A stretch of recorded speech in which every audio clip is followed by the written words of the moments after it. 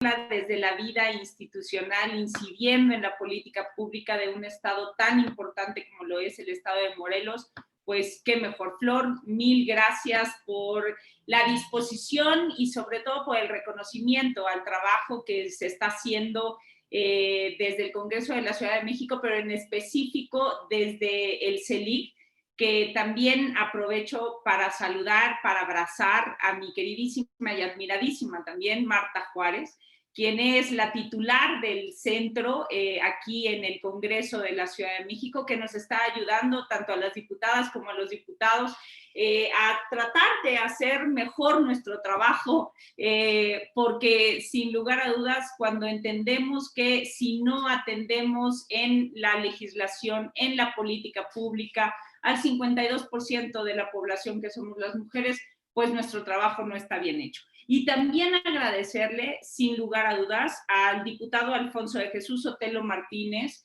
Diputado, muchísimas gracias, presidente, por la apertura, por la convocatoria, porque sé de buena fuente que es usted un aliado con el cual ha podido contar la agenda de género en el estado de Morelos. Y sin lugar a dudas, en las alianzas es en donde avanzamos. Le agradezco mucho su presencia porque además conozco cómo se encuentra en este momento, su condición de salud. Le agradezco muchísimo su presencia en este curso, taller, capacitación que se ha preparado. Y a todas y cada una de las diputadas, de los diputados, de las asesoras, de los asesores que acompañan este esfuerzo que se está haciendo con una colaboración, pues creo yo que no tenemos antecedentes, a reserva de lo que me diga Flor Desiré o Marta, pero que no tenemos antecedentes. Este es el primer esfuerzo coordinado que estamos teniendo entre congresos locales, en este momento entre la Ciudad de México y el Congreso de Morelos. La verdad es que Morelos, ustedes lo saben mejor que yo, tengo algo preparado, les prometo que lo voy a leer, pero Morelos ha dado muchas noticias en el tema de igualdad, violencia política de género, avance, ¿no? Y sobre todo por los pendientes que a veces se tienen. Ojalá que desde este encuentro que tenemos aquí, sé que la Comisión de Igualdad en el Congreso de Morelos en este momento se encuentra acéfala, no tiene presidencia.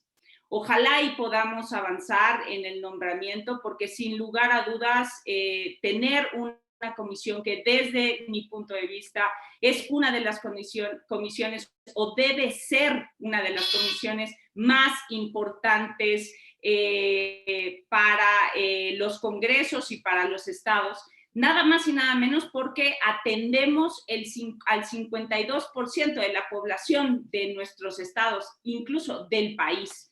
Entonces, ojalá y pudiéramos avanzar, presidente, mi querida titular del Instituto de las Mujeres, diputadas, diputados, pudiésemos avanzar en el nombramiento de la titularidad de la comisión para que este trabajo que vamos a tener el día de hoy desde esta capacitación, pues pueda tener buenos frutos. Y pues si me dan oportunidad, unas brevísimas palabras para la inauguración de este encuentro, de esta capacitación, que estoy segura y convencida de que dejará extraordinarios resultados sobre todo para las mujeres y las niñas de Morelos. A nombre del Congreso de la Ciudad de México, de la Comisión de Igualdad de Género que me honro en presidir y del mío propio, les agradezco enormemente por la invitación a participar en esta noble y necesaria iniciativa. Gracias y seamos todas y todos bienvenidos. Participar activamente en la toma de decisiones, ustedes lo saben igual que yo, no es una tarea fácil. No si se hace desde y con el compromiso auténtico por el bien común. Para las mujeres, sobre todo, no es ni ha sido de ninguna manera fácil. Y no lo será Mientras tengamos la idea o se mantenga la idea de que solo los hombres pueden resolver los temas públicos y que solo su visión es la que ampara y garantiza el beneficio colectivo. La colaboración interdisciplinaria y la coordinación interinstitucional entre los distintos niveles de gobierno es pieza clave para ampliar la perspectiva y lograr una creación de estrategias y políticas gubernamentales incluyentes.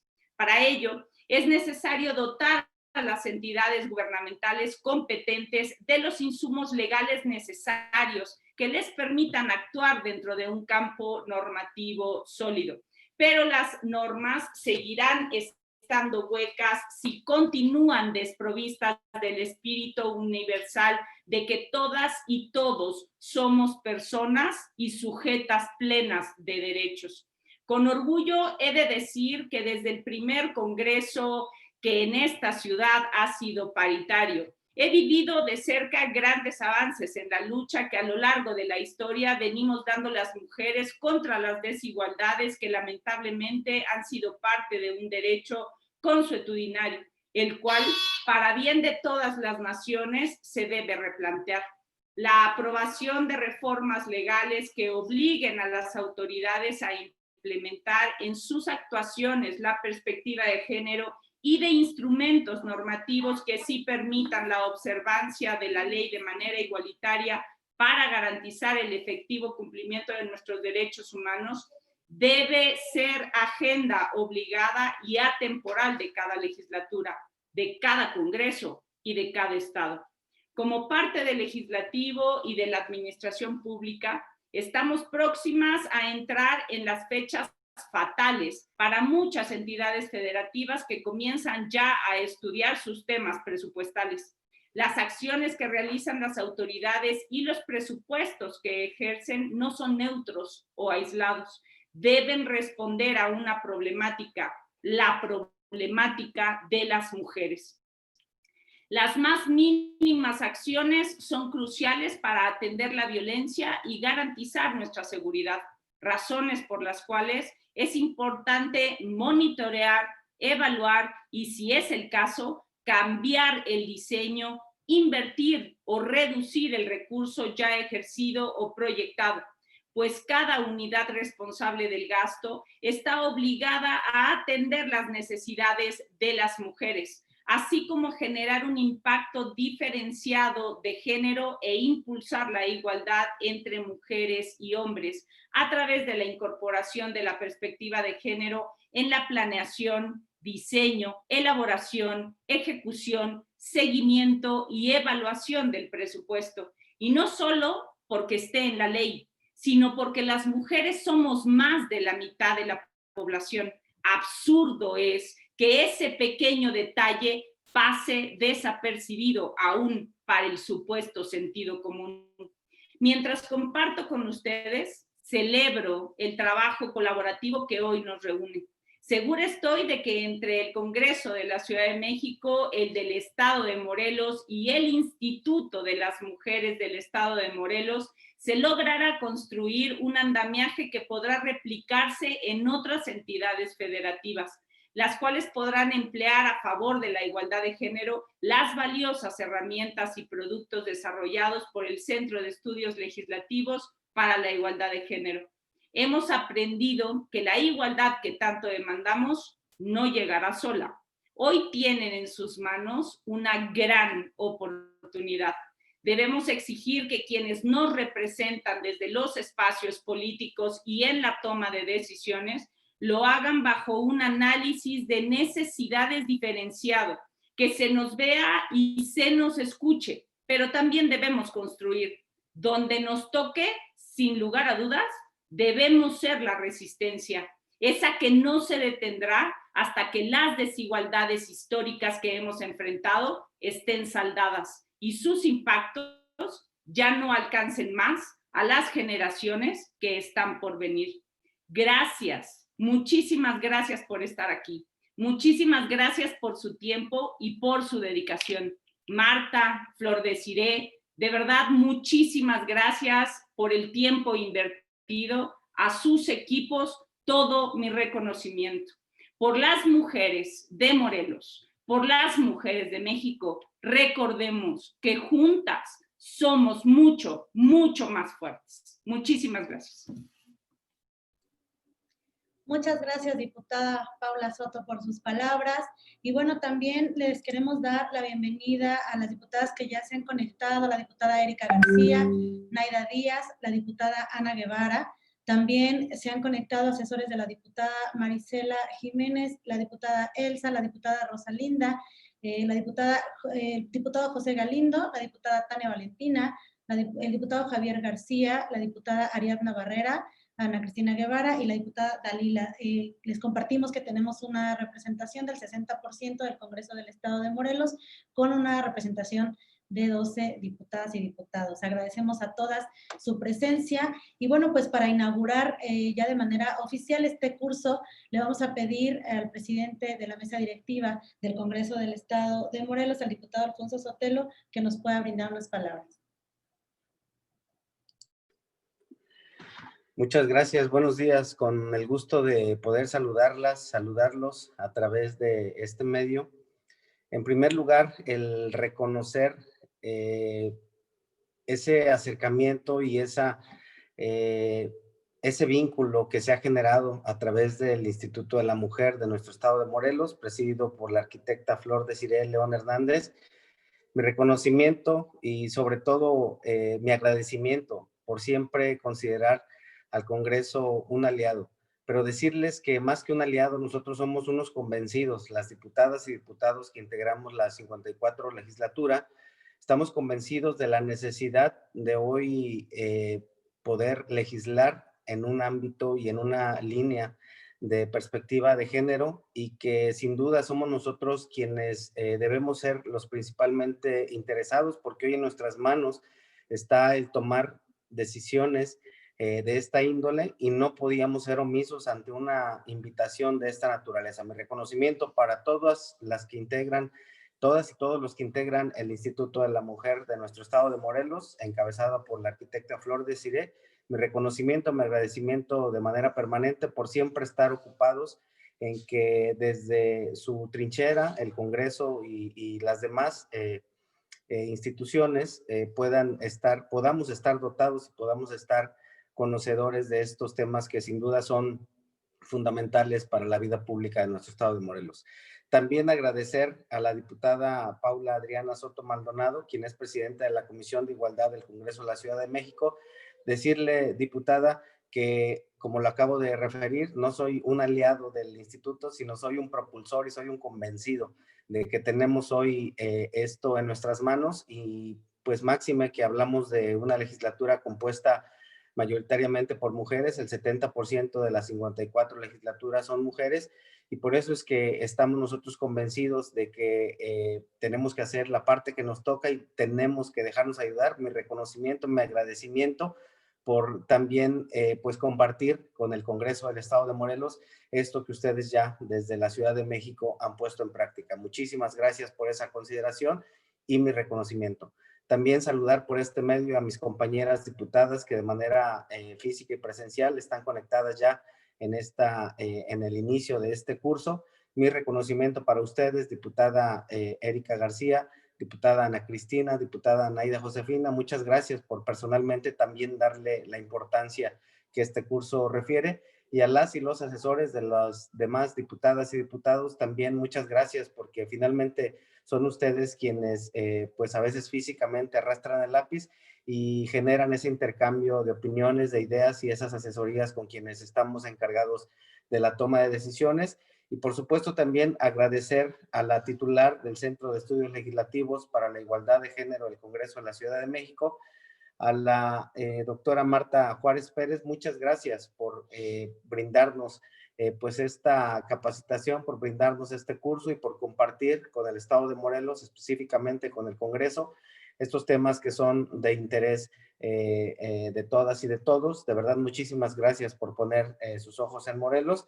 Y finalmente decirles que hoy generamos ese compromiso ya de empezar a capacitarnos, de empezar a conocer todos esos temas que seguramente vamos a poner en práctica en los días posteriores a la culminación de este curso y que vamos a generar ese compromiso con las ciudadanas y ciudadanos de Morelos para pues poder entender que la igualdad de género en la labor legislativa debe revestir una especial importancia y que tengamos nosotros esas herramientas y esas condiciones para poder legislar con perspectiva de género, para que seguramente en la próxima toma de decisiones y en los presupuestos que nosotros habremos de estar analizando para el 2021, podamos hacerlo de manera muy convencida, que tiene que ser con una perspectiva de género y que lo podamos aplicar en los recursos públicos para las políticas públicas en el estado de Morelos y esto sea en beneficio de la gente. De verdad, muchísimas gracias a todos los que hacen posible el llevar a cabo este curso. Mi reconocimiento para todas y todos ustedes y que desde la perspectiva del Congreso del Estado de Morelos tengan la seguridad de que lo vamos a hacer con perspectiva de género. Muchas gracias, que tengan todas y todos excelente día. Muchas gracias, diputado Alfonso Sotelo, presidente de la mesa directiva del Congreso del Estado de Morelos. Y para dar inicio a nuestro curso, le voy a pedir a la doctora Marta Juárez Pérez, ella es titular del Centro de Estudios Legislativos para la Igualdad de Género del Congreso de la Ciudad de México, que pues nos pueda dar unas palabras y a presentar a nuestra ponente del día de hoy. Bueno, pues buenos días, muchas gracias. Lo primero aclarar que no soy doctora, muchas gracias por el cargo, pero no lo soy. Y bueno, lo segundo es agradecer en primer término a la diputada Paula Soto del Congreso de la Ciudad de México, presidenta de la Comisión de Igualdad, por aceptar participar en este vínculo intracongresos entre entre el Congreso de la Ciudad de México y el Estado de Morelos, y que esta posibilidad que ahora estamos realizando de una sesión virtual, un curso virtual en materia de perspectiva de género, no hubiera sido posible si no es por el empuje y el empeño de la arquitecta Flor Desiré, presidenta titular del Instituto de las Mujeres de Morelos, que con mucha claridad y con mucha precisión, pues ha solicitado que el trabajo que hemos realizado o parte del trabajo que hemos realizado en el Centro de Estudios Legislativos para la Igualdad de Género del Congreso de la Ciudad de México pueda ser compartido con el grupo de legisladoras y legisladores del Congreso de Morelos. Nos parece muy importante que esta invitación realizada por la arquitecta Flor Desiré pues realmente potencie y aproveche esos instrumentos que se van generando desde las diferentes instituciones y pues nos parece un ejercicio muy atractivo y agradecerle por supuesto a todas las diputadas y diputados que están presentes, al diputado presidente de la mesa directiva, Alfonso de Jesús Sotelo, porque siempre es necesario que las autoridades máximas de cualquier institución en donde nos colocamos, pues manden un mensaje con su presencia, con la apertura para poder avanzar en las agendas de defensa de derechos humanos, particularmente de mujeres y niñas. Y entonces estas alianzas, como bien se mencionaba, pues son muy importantes para aprovechar al máximo los materiales, las herramientas que se realizan con recursos públicos de la sociedad. Entonces, bueno, agradecerles muchísimo, comentarles que esta capacitación, agradecerle por supuesto a Nira Cárdenas, a quien presentaré en unos instantes, comentarles que estas capacitaciones se van a realizar durante 4 sesiones, esta es la primera, las dos primeras van a estar enfocadas al tema de legislar con perspectiva de género y la aplicación de una guía para legislar con perspectiva de género en el proceso legislativo, y otras van a ser en el tema que ya se ha mencionado, presupuestal. Consideramos que son 2 herramientas fundamentales para aterrizar de manera, y lo que pretendemos tratar de aterrizar de manera concreta, estos 2 instrumentos, la legislación con perspectiva de género y los presupuestos públicos con perspectiva de género, como 2 herramientas que realmente puedan ayudar a impulsar el avance sustantivo de las mujeres de Morelos y de nuestro país. Y además sabemos que cuando decimos impulsar el avance de las mujeres en cualquier lugar, no solamente es de las mujeres en sí mismas y sus familias, sino del conjunto de la sociedad, que implica también la participación de los hombres. Y por eso el género es un beneficio, la perspectiva de género es un beneficio que aplica a toda la sociedad. En ese sentido, bueno, pues comentarles que serán las 4 sesiones, veremos al término de esta sesión las otras actividades que realizaremos, pero que estos son los temas en los que nos vamos a enfocar. Entonces, bueno, sin más preámbulo, pues les agradezco a todas las diputadas presentes del Congreso de Morelos, que como ustedes sabrán, habrán vivido y verán, también las condiciones estructurales de las instituciones y en este caso de los congresos legislativos son fundamentales para que se pueda o no avanzar en los temas sustantivos a favor del desarrollo. El que ahora, como nos comentaba Flor Desiré, haya un 70% de mujeres en el Congreso, como una compensación histórica de que a lo largo de 53 legislaturas solamente hubo un 9% de mujeres y ahora tenemos un 70%, es un factor muy importante para poder realizar transformaciones importantes. Que la voz de las mujeres en primera persona en la toma de decisiones legislativas es muy importante.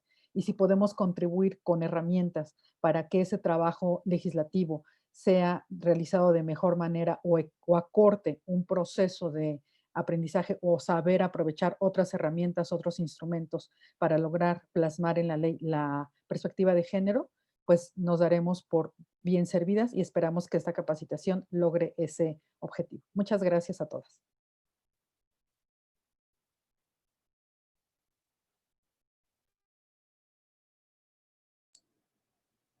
Muchas gracias a Marta Juárez Pérez, titular del Centro de Estudios Legislativos para la Igualdad de Género del Congreso de la Ciudad de México.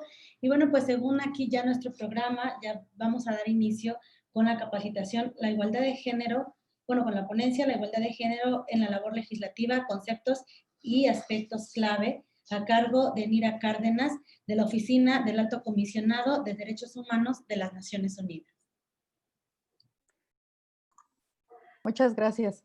Solamente comentar, presentar de manera muy breve y agradecerle, por supuesto, a Nira Cárdenas que haya aceptado esta invitación para compartir sus profundos conocimientos en el tema de derechos humanos y género con este Congreso de Morelos. Nira Cárdenas es oficial de Derechos Humanos, coordina la unidad de género y los derechos económicos, sociales y culturales en la Oficina del Alto Comisionado de las Naciones Unidas para los Derechos Humanos.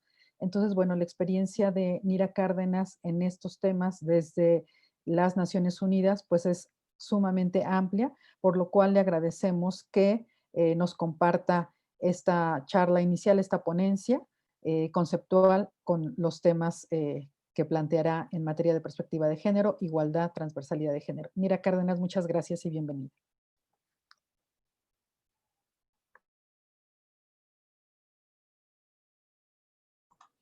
Siempre me pasa que hablo antes de abrir el micrófono. Perdón. Buenos días, otra vez, a todas y todos.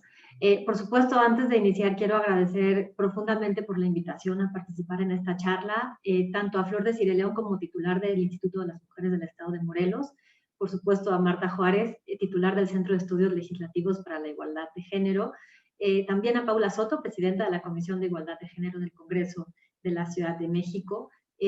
Estamos muy agradecidas desde la Oficina del Alto Comisionado que hubieran considerado nuestra participación para abrir este espacio de, a mí no me gusta el término de capacitación, sino más bien como de fortalecimiento de conocimientos, de capacidades y espero también de habilidades para incorporar la perspectiva de género y de derechos humanos en la labor legislativa. También saludar, por supuesto, este ejercicio, como bien ha señalado Marta ya, intercongresos, ¿no? Que nos parece muy interesante que exista este intercambio entre pares en el país. Creo que es una muy buena práctica y ojalá que pueda seguirse nutriendo. También, por supuesto, decirles que me habría encantado que este encuentro fuera de manera presencial, primero porque tal vez ando un poco melancólica de estar afuera, ¿no? Pero porque también me parece que el diálogo en estos temas, en esta temática, el diálogo y la interacción es muy necesaria, porque la inclusión de la perspectiva amplia de derechos humanos y de género necesita esto, ¿no? Necesita como estos intercambios, generar discusiones, pero en fin, espero que aún en este espacio de virtualidad al que nos ha obligado la pandemia por COVID-19 podamos generar este diálogo y podamos tener una sesión que espero que no sea aburrida para nadie y también que sea que nos nutra, ¿no? A todas y todos en los conocimientos y en el diálogo, ¿no? Entonces, por supuesto, ante todo la salud para todas y todos. Escuchaba por ahí que había un diputado que no estaba bien de salud, también le deseo que se recupere a la mayor brevedad. Les adelanto que desafortunadamente creo que no diré nada que ustedes de antemano no conozcan, ¿no? Pero tal vez la intención de la invitación es justo que recordemos algunos de los elementos bases del trabajo parlamentario y ojalá como un efecto de este diálogo podamos pues abrir puertas a nuevas iniciativas, tanto legislativas como de otra índole, programáticas, por ejemplo, que permitan avanzar en la garantía de los derechos. Entonces, para efectos prácticos, les comento que he tratado de dividir esta charla en 3 momentos. El primero tiene que ver con las obligaciones de las y los parlamentarios en materia de derechos humanos. La segunda tiene que ver con la incorporación de la perspectiva de género en el trabajo parlamentario específicamente. Y la tercera, en la inclusión de la perspectiva de género al interior del Congreso, ¿no? En la cotidianidad y del relacionamiento y el funcionamiento interno. Y también, antes de iniciar, por supuesto, saludo muchísimo la herramienta generada desde el CELIG de la Guía para Incorporación de la Perspectiva de Género en el Trabajo Legislativo. Creo que es un documento muy interesante, creo que es un documento muy completo y creo que es un documento que precisamente va a brindarles a ustedes como estas herramientas de implementación de la teoría hacia la práctica. Entonces, de verdad saludo a Marta y al equipo que hicieron posible esta guía y sobre la cual también está basada esta charla. Entonces, bueno, inicio con la primera parte y me permito abrir con una pequeña anécdota, a ver si nos ayuda un poco a situarnos en donde quiero que avancemos en esta discusión. Hace algunos años, y ojalá algunas o algunos colegas me estén escuchando, quienes estuvieron presentes en ese momento, hace algunos años hicimos una primera charla con unas médicas y médicos del sector público de un estado del occidente del país, no voy a señalar específicamente cuál. Eran alrededor de 100 o 150 médicas y médicos y personal de salud. Y entonces, al iniciar la plática, por supuesto, después del protocolo necesario, porque en aquel estado el protocolo es muy importante, mi primera pregunta hacia quienes era nuestro público fue que levantara la mano quienes se consideraban o quienes eran servidoras y servidores públicos. Y entonces, para mi sorpresa, solamente 2 personas levantaron la mano. Regreso al tema que eran entre 100 y 100, un poco más de 130, 150 participantes, era un auditorio mediano. Y regreso al tema de que eran médicos y médicas del servicio público de salud. Y entonces fue interesante para mi lógica que este personal de salud no se consideraba funcionario y funcionaria pública, ¿no? Y entonces tuvimos que iniciar como a hacerles comprender qué significa el servicio público y por qué sí eran servidoras y servidores públicos. Y la anécdota viene al tema porque me interesa que nos situemos desde ahí, ¿no? Que nos ubiquemos, y sé que lo están, pero para mí es importante situarnos desde el espacio en el que somos todas quienes estamos aquí, funcionarias y funcionarios públicos, porque eso me lleva entonces a situarnos en las obligaciones que tenemos como entes del Estado, ¿no? Como representantes y funcionarias del Estado. Entonces, para la protección, para la promoción y para la garantía de los derechos humanos, los congresos y sus integrantes son agentes fundamentales. Es decir, la actividad parlamentaria en su conjunto, desde legislar, aprobar, discutir el presupuesto, supervisar el ejecutivo, supervisar la ejecución de gasto, sobre lo que vamos a entrar ahora, abarcan todos los aspectos, el espectro completo, digamos, en materia de derechos humanos. Abarcan todos los derechos civiles, políticos, económicos, sociales, culturales, de todos los grupos de población en concreto. Entonces, tiene una repercusión, la labor legislativa tiene una repercusión inmediata en el disfrute de derechos por parte de la población. Adicionalmente, en cuanto a institución del Estado que representa a la ciudadanía, es el poder que participa en la gestión de los asuntos públicos, es mediante el Congreso que la ciudadanía participa en la gestión de los asuntos públicos y entonces se convierte también en guardián de los derechos humanos, por decirlo de alguna manera. Entonces, la intención de este momento es justo hacer conciencia de este papel de garante que tiene el Congreso, que tienen las y los legisladores y legisladoras, en tanto la paz, la armonía social, el desarrollo sostenido del Estado, del país, sí depende en gran parte de que los derechos humanos impregnen la actividad parlamentaria. Entonces, partimos de algunos principios que me parece que se cumplen, digamos, en este supuesto, en el Congreso del Estado de Morelos y en otros en el país, pero los principios creo que sí son importantes como tenerlos en cuenta. Estamos hablando de congresos que sí garantizan el carácter representativo, ¿no?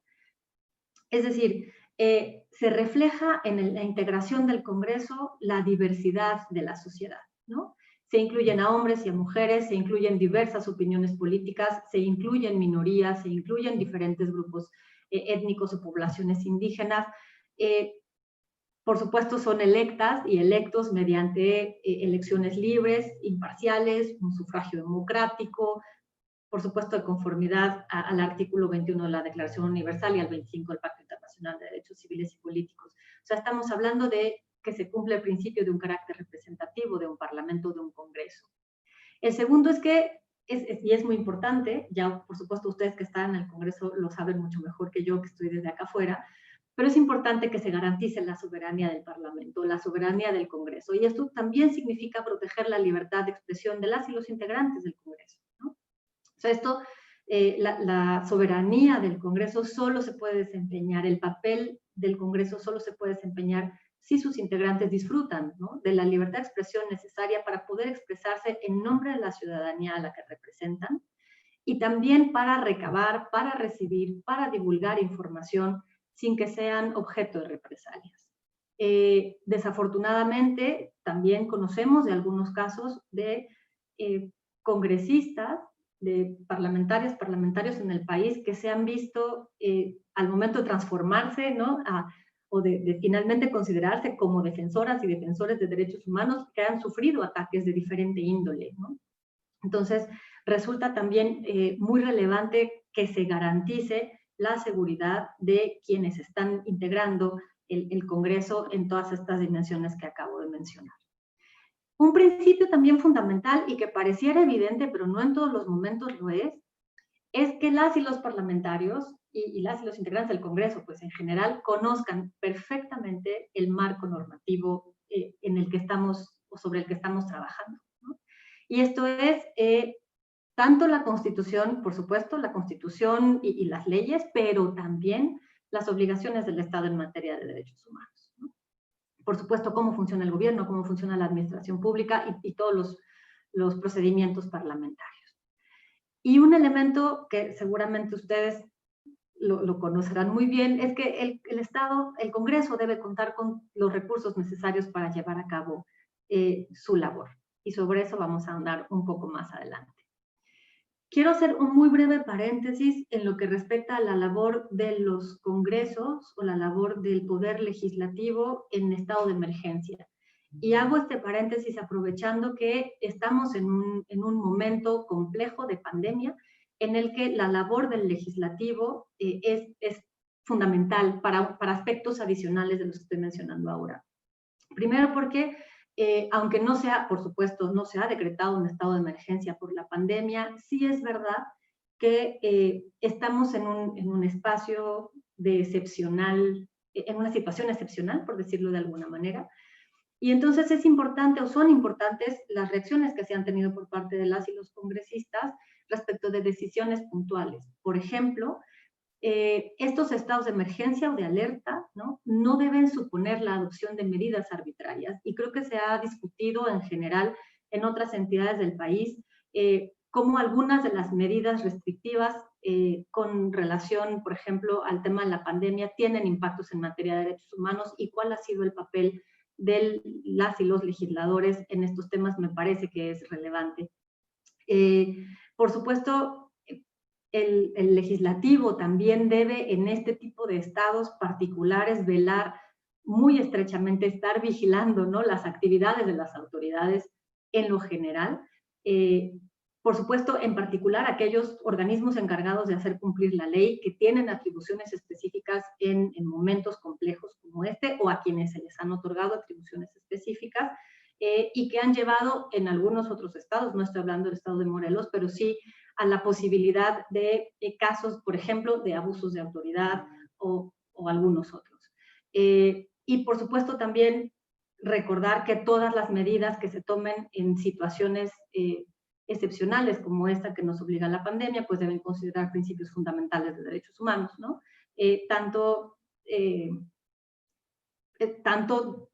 Incluyendo perspectiva de género, es decir, o sea, sí tener claro cuáles son los efectos que se tienen de estas medidas especiales diferenciados en mujeres y hombres, niñas, niños, todas las afectaciones a las que pueden conllevar tienen que ser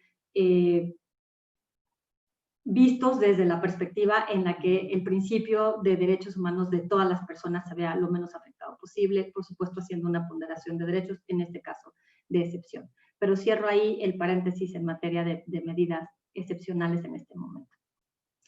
En general, ¿cuál es la acción parlamentaria? ¿Cuáles son como estas acciones que hace el Congreso, que hacen los congresos para promover y proteger derechos humanos?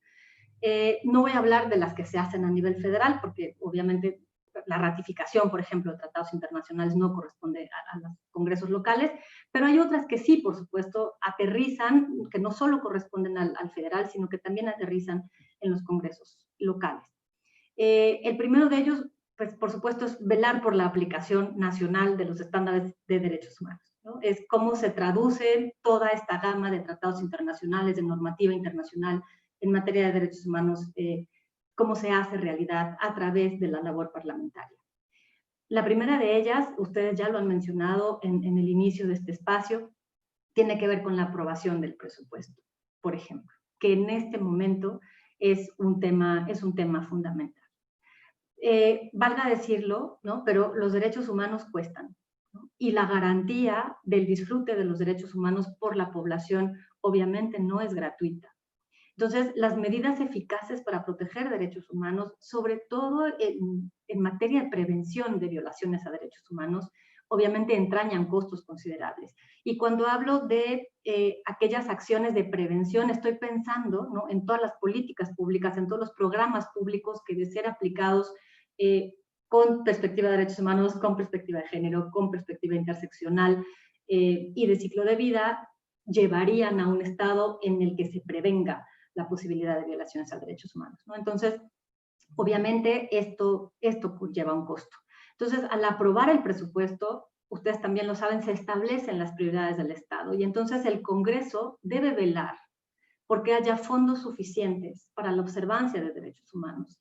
Y eso no significa un presupuesto específicamente etiquetado para la institución de derechos humanos o para un programa específico de derechos humanos, sino también, o no solo significa eso, sino también velar porque en toda la discusión presupuestal y programática exista la perspectiva de derechos humanos. El papel del Congreso también es, por supuesto, relevante en el momento de la supervisión de la ejecución de ese gasto de gobierno, ¿no? Porque la rendición de cuentas es necesaria, porque también la rendición de cuentas, el acceso a la información, la transparencia, es una obligación del Estado en materia de derechos humanos. Entonces, y también es muy importante ver cómo se responsabiliza, no personalizo, pero cómo se atiende la inadecuada ejecución del gasto en materia de derechos humanos, ¿no? Es una de las labores como sí puede el Congreso aterrizar el tema de derechos humanos. Una segunda tiene que ver con la supervisión del Ejecutivo, ¿no? La función de supervisión, que yo entiendo que ha sido compleja y que resulta compleja, pero es necesaria en cualquier sistema democrático, implica someter las políticas públicas y las acciones del Poder Ejecutivo al escrutinio constante, ¿no? Y las y los parlamentarios pueden y deben velar porque efectivamente tanto la legislación como la programación sea aplicada por la administración y por los órganos competentes. No solo aplicada en términos de tiempo, en términos de recursos, sino también en términos cualitativos, ¿no? En términos de calidad, de cumplir con el objetivo último para el que ese programa o esa política está destinada. Entonces, seguramente, digo, todos los procedimientos, hay muchos procedimientos parlamentarios que se pueden poner a disposición o que ustedes tienen a disposición, pero digo, adicional de las interpelaciones, las preguntas escritas a ministros, ¿no? Las audiencias, las citas a audiencias que se da a funcionarias y funcionarios públicos en específico, creo que, o sea, son ejercicios muy relevantes primero para la transmisión de lo que significan los derechos y después para la rendición de cuentas de que esto verdaderamente está siendo parte de la ejecución de la función, digamos, del Ejecutivo. Pero también, aunque estos son como procedimientos que ustedes todas y todos conocen, hay otros procedimientos que ponemos a su disposición que pueden ser importantes, ¿no? Por ejemplo, el seguimiento a recomendaciones y decisiones de órganos de Tratado de Naciones Unidas que se han hecho a México como parte de la labor que ustedes realizan, ¿no? Las recomendaciones que se formulan por los órganos de vigilancia de Tratados de Naciones Unidas, las relatorías especiales, otros órganos de supervisión internacional, México también forma parte del sistema interamericano, también tiene importantísimas sentencias por parte de la Corte Interamericana, y no solo sentencias, sino hay muchos otros, hay herramientas que se brindan por parte del sistema interamericano para México, a las que también el Congreso puede darle seguimiento, ¿no? Puede ser, claro, que no en todos los casos para México hay recomendaciones concretas a estados específicos, por ejemplo, para el caso del país, ¿no? Como México, hay recomendaciones hechas para el estado de Chihuahua, ¿no? Que son de todas y todos conocidas. Hay algunas otras que se refieren por parte de las relatorías especiales a casos concretos situados en algunas entidades federativas, pero que no se dirijan específicamente a una entidad federativa no significa que no se les pueda dar seguimiento desde la labor legislativa que ustedes realizan, ¿no? Es qué se ha recomendado al Estado mexicano y cómo eso puede traducirse en tanto ustedes, parte del Estado mexicano, en un impacto local, ¿no? Entonces, y también ayudaría mucho que estas recomendaciones internacionales también sirvieran de argumentación al momento de interpelar al Ejecutivo respecto de sus propias funciones, ¿no? Y es una forma en la que podemos incorporar los principios de derechos humanos en la labor parlamentaria, ¿no? En México es una práctica habitual, pero hay otros congresos en otras latitudes del planeta que no consideran órganos específicos de derechos humanos o comisiones de derechos humanos, comisiones concretas para grupos de población, por ejemplo. Entonces, por supuesto, el establecimiento de órganos parlamentarios de derechos humanos es una práctica muy, muy importante. Sin embargo, no es solamente en las comisiones de derechos humanos o en las comisiones de género o etcétera, donde se deben discutir desde la lógica de derechos humanos o desde la lógica de género, ¿no? Los derechos humanos deben, sí o sí, impregnar por completo la actividad parlamentaria. Y por eso regreso a situarnos como funcionarias y funcionarios públicos obligados a implementar tanto la normativa constitucional, en donde a partir del artículo 1, en la reforma de 2011, se incluyen los tratados internacionales como parte fundamental de la legislación de este país. Otro de los elementos, por supuesto, que ustedes conocen fundamental, que tiene que ver con la aprobación de leyes, ¿no? Y cuando hablamos tanto de la creación, ¿no? de la creación, de la dictaminación y de la aprobación de las leyes, es importante entender que si las obligaciones jurídicas internacionales no se trasladan en este nivel internacional y entonces los tratados se convierten o forman parte de lo que ustedes están diseñando, discutiendo y aprobando, entonces esta legislación internacional se convierte en letra muerta. Y eso no es lo que nos interesa, es justo lo contrario, ¿no? O sea, los parlamentos, las y los parlamentarios tienen un papel fundamental cuando se trata de adoptar legislación de aplicación necesaria en cualquier esfera, civil, penal, administrativa, laboral, en todas las programaciones de educación, salud, seguridad social. Desde la lógica de derechos humanos, créanme que tenemos estándares para todos los temas, ¿no? Entonces, la idea es situarnos desde la función pública como entes obligados del Estado. ¿Obligados a qué? A este cumplimiento del marco internacional de derechos humanos. Y entonces, desde ahí, trasladar esa normativa que está incorporada en el primero constitucional y mediante la convencionalidad y la constitucionalidad trasladarlo hacia la legislación local. ¿Y por qué hago tanto énfasis en ello? Porque hemos estado muy recientemente, incluso ayer, en una discusión de una comisión de un estado del sur del país, en donde se cuestionaba muchísimo, primero, la obligatoriedad de la implementación de tratados o de la inclusión de los tratados internacionales en la normativa estatal. Y en segundo, porque de la normativa de la que estábamos hablando es contraria a las creencias y pensamientos de la mayoría de las y los diputados con quienes estábamos conversando. Entendemos que es un tema complejo, estábamos hablando de derechos y salud sexual y reproductiva, entendemos que lo es, pero situarnos desde la lógica de ser funcionarias públicas obligadas por la normativa nacional e internacional nos pone en la lógica de que tenemos que hacer una labor parlamentaria con legislación acorde a lo que estamos hablando, acorde a los derechos humanos y progresiva en cuanto a la garantía de derechos para mujeres y niñas, en el caso que tratábamos ayer, pero en general aplicable para todas y todos. Entonces, eso significa, o sea, así es como es una de las otras fórmulas en las que se traduce la perspectiva de género en la labor parlamentaria, de derechos humanos en la labor parlamentaria. Ahora llego a la de género, ¿ok? Una labor adicional que pueden tener las y los parlamentarios en el fortalecimiento de la perspectiva de derechos humanos en el Estado tiene que ver con las instituciones de derechos humanos y con las políticas públicas de derechos humanos. Y eso es, ustedes también tienen la función de nutrir a las comisiones de derechos humanos, en su caso, comisiones estatales, no puedo hablar de la nacional, pero sí a las estatales, ¿no? Tienen también la posibilidad de fortalecer otras instituciones adicionales que, aunque no llevan el título de derechos humanos, son importantes para la garantía de derechos, como las comisiones estatales de víctimas, como las comisiones estatales de búsqueda de personas y otras dependencias que tienen relación con la garantía de derechos, ¿no? Y por supuesto también con el tema de políticas públicas.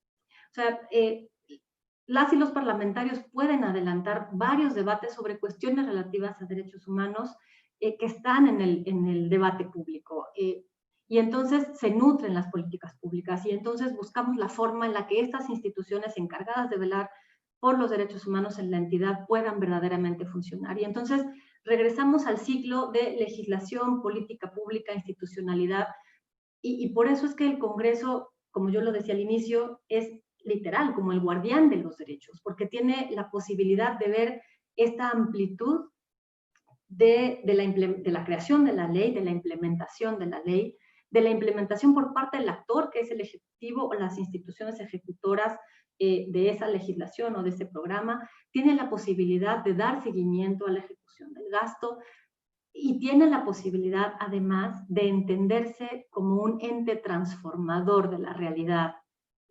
social, ¿no? O sea, las legislaciones que se aprueban generan sí o sí una dinámica social que es la que queremos crear con legislaciones favorables a los derechos de las personas, favorables a los derechos de las mujeres. A eso voy a llegar ahora ya en la segunda parte. Un elemento adicional sobre todas estas labores de las que he hablado respecto de derechos humanos y la labor parlamentaria tiene que ver, y a lo que animamos mucho, es a la vinculación con organizaciones de la sociedad civil, organizaciones nacionales dedicadas a los derechos humanos, que movilizan a la opinión pública. De organizaciones estoy hablando en lo general, no estoy hablando de ONGs, sino de OSCs, ¿no? O sea, sociedad civil. La vinculación con sociedad civil es necesaria para quienes trabajan, para todas y todos, pero para quienes trabajan en el Congreso es fundamental, ¿no? Porque son ellas el espejo de la realidad, son ellas quienes nos dan y nos brindan toda la información que nosotras necesitamos, porque no todo el tiempo estamos en el terreno, no todo el tiempo tenemos la posibilidad de entender cuáles son las realidades, sino que muchas veces trabajamos desde el escritorio, y el escritorio a veces es un espacio muy pequeño para entender cuál es la realidad que estamos atendiendo. Entonces, la vinculación con redes, con sociedad civil, con instituciones dedicadas a los derechos humanos, es muy importante para elaborar estrategias sobre cuestiones relativas a derechos que nos ayuden a todas y todos como funcionarias y funcionarios públicos a diseñar de la mejor manera lo que se necesita para avanzar en la garantía de derechos. No sé si, digo, hasta aquí hay como alguna duda, hasta aquí sería como la parte 1, ¿no? Es, otra vez, situarnos como funcionarias públicas, entes obligadas de la garantía, protección, promoción y respeto de los derechos humanos. Y entonces, a esta lógica de la que ya hemos hablado, ahora incorporamos la perspectiva de género. ¿Y por qué decidí hacer hasta ahora la incorporación de la perspectiva de género? ¿No? Primero porque me parece que es importante entendernos desde esta obligación grande, este abanico grande de derechos humanos, porque los derechos de las mujeres y los derechos de las niñas y la perspectiva de género es parte de esta perspectiva amplia y de este abanico grandote de derechos, ¿no? Porque si yo entiendo que soy una funcionaria pública, garante de derechos humanos, entonces los entiendo como garante de derechos para todas las personas, ¿no? Y además, cuando hablo de todas las personas, estoy refiriéndome a una perspectiva interseccional que es fundamental. Entonces, vamos a tratar de incorporar ahora la perspectiva de género a esto que hemos hablado hasta hoy. Yo les decía hace un momento que las y los congresistas, ¿no? Las y los diputadas y diputados son agentes de cambio, porque la intención de la legislación con perspectiva de género o el objetivo último, digamos, al que queremos llegar, es combatir la relación asimétrica de poder, ¿no? Y los esquemas desiguales que están tan incrustados en la sociedad. Entonces, para incorporar la igualdad de género como asunto sustantivo del Congreso, necesitamos diseñar y adoptar acciones que la hagan asequible a la mayoría de las y los legisladores. Entonces, la arena legislativa, creo, y por eso muy atinado el evento, ¿no? Creo que es un campo muy fértil para estimular la inclusión de la perspectiva de género en el diseño y la redacción de los proyectos legales, en las discusiones, las argumentaciones y la aprobación en los plenos y en el seguimiento a su implementación. Entonces, partiremos de la base de que el principio fundamental del que tenemos que partir es la igualdad sustantiva, ¿no? O sea, todo este bagaje grandote de tratados internacionales de derechos humanos, en absolutamente todos, existe un concepto de que para todas, o sea, todos los derechos se implementan, los que están contenidos en ese tratado en específico y en todos los demás, se implementan sin distinción de ninguna índole, ¿no? Y entonces, lo que hay detrás también, y lo dice la CEDAW, es llegar a la igualdad sustantiva. Y la perspectiva de género en la labor parlamentaria hacia allá nos tiene que llevar. Entonces, la primera cuestión es, por supuesto, basarse en los derechos humanos como los estándares mínimos a alcanzar, ¿no? Seguramente ustedes conocen todos los tratados internacionales de derechos humanos de los que les estoy hablando, y si ustedes los revisan, que pareciera que son unas cuestiones utópicas porque la realidad siempre nos rebasa, la verdad es que estos tratados están redactados como los estándares mínimos para vivir una vida digna, ¿no? No son los máximos. Y entonces, basarnos en los estándares internacionales nos ayuda a entender cuáles son esos mínimos a los que tenemos que llegar para a partir de ahí poder seguir avanzando de manera progresiva en la garantía de derechos. Y entonces, si tenemos eso como base, y si tenemos el principio de igualdad, el derecho a la igualdad sustantiva y el principio de igualdad sustantiva en mente, la integración de la perspectiva de género puede comprender, entre varias otras cosas, primero, pensar en los efectos diferenciados que tiene lo que estamos discutiendo, tanto para mujeres como para hombres, y adicionalmente, con una diferencia de ciclo de vida, de edad, ¿no? Porque también, y muy desafortunadamente, por ejemplo, cuando estamos hablando de cuestiones más hacia lo penal, ¿no? De violencia contra mujeres, la realidad, como dije hace un minuto, la realidad nos rebasa, y lo que considerábamos que era violencia o la mayoría normalizada para mujeres adultas, cada vez va disminuyendo en edades de ocurrencia, ¿no? Entonces también tenemos que pensar en cómo eso, diferenciado para mujeres y hombres, tiene un efecto diferenciado en las niñas, y entonces cómo atender. Eso es lo que estamos hablando. Entonces, pensar en los efectos diferenciados es fundamental para intentar transversalizar la perspectiva de género en lo que estamos trabajando. Otra vez, con el principio de lograr la igualdad sustantiva en el breve tiempo, ojalá, ¿no? Segundo, tenemos que basarnos en evidencia, ¿no? Y esto es un tema bien importante, porque la información, o sea, México tiene una generación de información importantísima. Sí tiene datos desglosados en muchos momentos, ¿no? Desglosados por sexo, y también algunas informaciones desglosadas, información cualitativa más desglosada en términos de hombres y mujeres,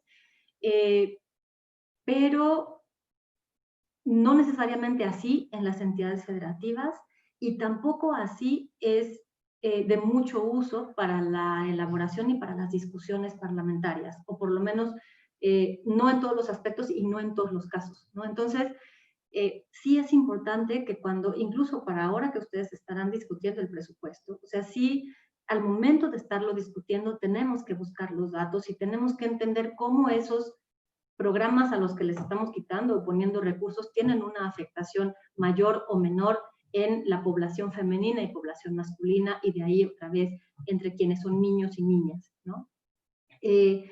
Les pongo un ejemplo como muy claro de estas discusiones en las que la oficina ha participado sobre el presupuesto federal, ¿no? Nosotras decíamos hace algunas semanas en un evento que trataba de discutir el proyecto de presupuesto de egresos de la Federación desde la perspectiva de género, algunas de las preocupaciones que transmitíamos es, por ejemplo, una posible disminución a los programas o al programa de salud sexual y reproductiva del Centro Nacional de Equidad de Género y Salud Reproductiva de la Secretaría de Salud. Y lo comentábamos como eso, como una preocupación, ¿no? Ustedes estarán enteradas que con el tema de COVID-19, en este momento, es esa la primera causa de muerte materna en el país, a partir de cifras oficiales. Entonces, siendo la muerte materna la primera causa, siendo el COVID-19 la primera causa de muerte materna como un elemento.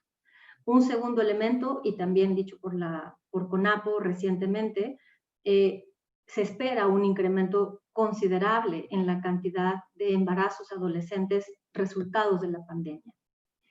Muchos de esos embarazos adolescentes son embarazos no deseados o serán embarazos no deseados a partir de la información generada por CONAPO.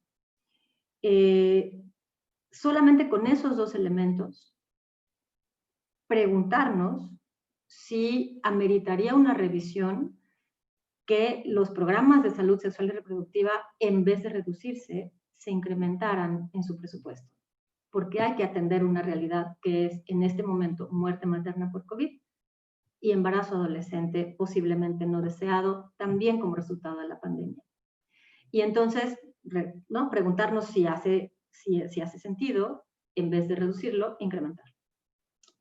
Otro de los temas, por ejemplo, en materia de becas para personas adultas mayores, o esta no es una beca, es pensión, ¿no? Para personas adultas mayores. Por supuesto, no estamos discutiendo la necesidad de que las personas adultas mayores tengan un ingreso que les permita sufragar algunos gastos. Después podemos discutir si es suficiente o no suficiente, que es un tema adicional, ¿no? Pero no sé si ustedes saben, por ejemplo, que en este país la mayoría de las personas adultas mayores somos mujeres, ¿no? La población mayor a 65 años son mujeres.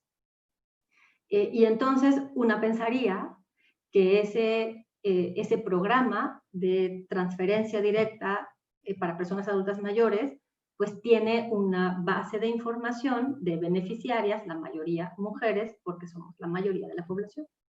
En estudios compartidos con unas colegas que han hecho este análisis muy minucioso. Ellas mismas nos trasladaban la información que en realidad, y lo dicen algunas de las reglas que se están discutiendo de procedimiento de estos programas, en realidad la base de mujeres adultas mayores que van a recibir esta pensión es solo del 30%. ¿No? Entonces, esa es una de las formas en las que utilizamos los datos, y la desagregación de datos nos ayuda a saber si lo que estamos haciendo tiene perspectiva de género y beneficia verdaderamente más o no a las mujeres. ¿Y por qué beneficiarlas más? En este caso, solamente porque son la mayoría, ¿no? O sea, ¿cómo vamos a tomar esas decisiones? Necesitamos basarnos en evidencia. Y regreso al tema que discutíamos ayer con las y los congresistas de este estado del sur del país, que no les puedo comentar cuál era, en donde las discusiones en materia de salud sexual y reproductiva no se basaban en evidencia, ¿no? Y entonces era un poco complicado situar a estas personas funcionarias públicas en su obligación de garantizar de manera progresiva el acceso a la salud reproductiva de niñas y mujeres, cuando en realidad ellas estaban situadas en una lógica de argumentación distinta, ¿no? Entonces es importante basarse en evidencia, tener perspectiva diferenciada de los efectos de la legislación y de los programas y del presupuesto que estamos discutiendo, y es muy importante escuchar a las mujeres y a las víctimas que están siendo o no beneficiadas por estos programas o por estas legislaciones, ¿no? También ustedes se dieron cuenta no hace mucho con el tema de la discusión de la desaparición de los fideicomisos, todo lo que significó para las víctimas, ¿no? Y para las organizaciones de sociedad civil estar presentes, manifestarse, ser escuchadas, desafortunadamente poco escuchadas en algunos espacios, pero es importante escuchar, y eso me regresa un poco a lo que decía antes, la vinculación con las organizaciones de sociedad civil y las colectivas y los colectivos de víctimas es fundamental. ¿Y de qué manera hacemos como esta lectura general de la perspectiva de género en la labor parlamentaria? Primero sí, la transversalidad es importante, ¿no? O sea, ¿cómo es que en todos lados, ya lo decía antes, no es solo la comisión de género, ni solo la comisión de grupos en situación de discriminación, que por fortuna ya las mujeres no estamos en las de grupos vulnerables, porque francamente creo que esa discusión ya se había agotado en algún momento, ¿no? Porque lo estuvimos, ¿no? Entonces, ¿cómo no solo estamos en estos espacios, ¿no? Y cómo sí podemos, desde toda la labor parlamentaria, generar estas discusiones de hasta dónde en la Comisión de Hacienda, cómo podemos tener perspectiva de género, ¿no? En la comisión que discute salud, educación, trabajo, etcétera, cómo desde ahí podemos tener esta perspectiva diferenciada, y a eso nos referimos con transversalidad. Pero también adicionalmente tenemos que ver cómo hacemos acciones afirmativas, ¿no? Y entonces este análisis de datos y este análisis diferenciado de las cuestiones es lo que nos lleva a ver si es que hay algunas cosas que específicamente necesitan atención para dar condiciones de igualdad a las mujeres de tal forma que puedan avanzar en sus derechos, ¿no? Estas son acciones afirmativas. Basándonos, como lo decíamos al inicio, en una evidente asimetría de poder y en una desigualdad que existe, porque esa es la sociedad en la que estamos, ¿no? Estamos tratando de que no sea así, pero tenemos que asumirlo, y entonces, y los datos lo dicen, ¿no? La feminización de la pobreza lo dice, la cantidad de mujeres en puestos de decisión también lo dice, hemos avanzado en la representatividad en los congresos, que está muy bien, pero todavía nos falta, ¿no?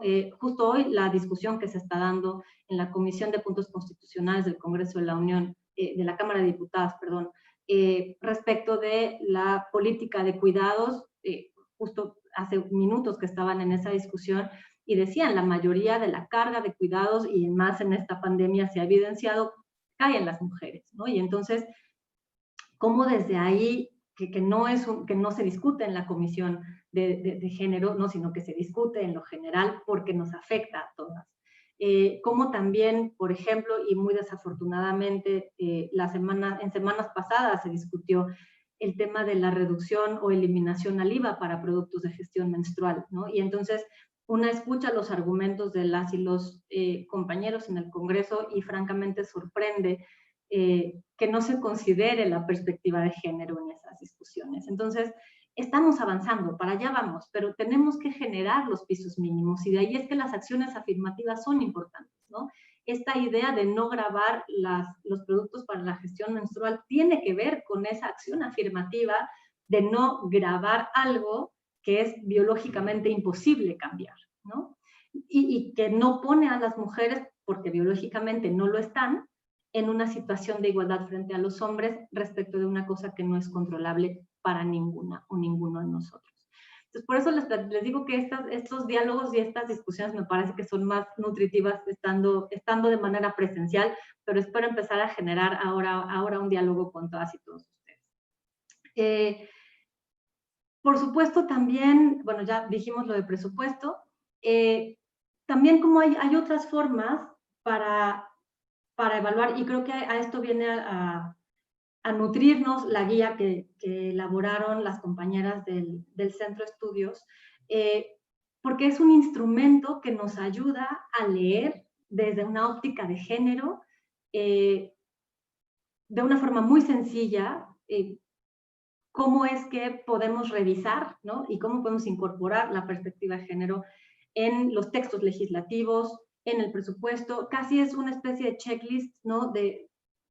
No lo quiero reducir a eso, por supuesto, es mucho más complejo, pero sí tiene como elementos que nos ayudan a entender si estamos incluyendo la perspectiva de género en nuestro trabajo.